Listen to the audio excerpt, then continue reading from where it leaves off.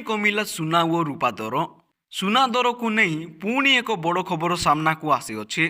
तेबे आसंतु आजिर संपूर्ण खबर उपरे नजर पकाइबा एवं चैनल रे जदि नुआ थिले चैनल को सब्सक्राइब करी पाखरे थिबा बेल आइकन को क्लिक करी दियंतु।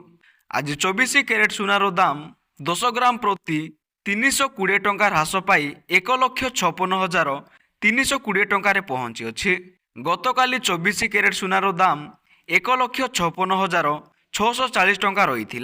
सेहीपरि 22 कैरेट सुनार दाम आज 300 टंका सस्ता होई अछि। 24 कैरेट सुनार दाम 1,43,300 टंका होई अछि। गतकाली यार दाम 1,43,600 टंका रही। तेबे अन्यपटे रूपार दर अपरिवर्तित रही अछि। रूपा दर किलोग्राम पिछा 2,70,000 रे पहुंची अछि।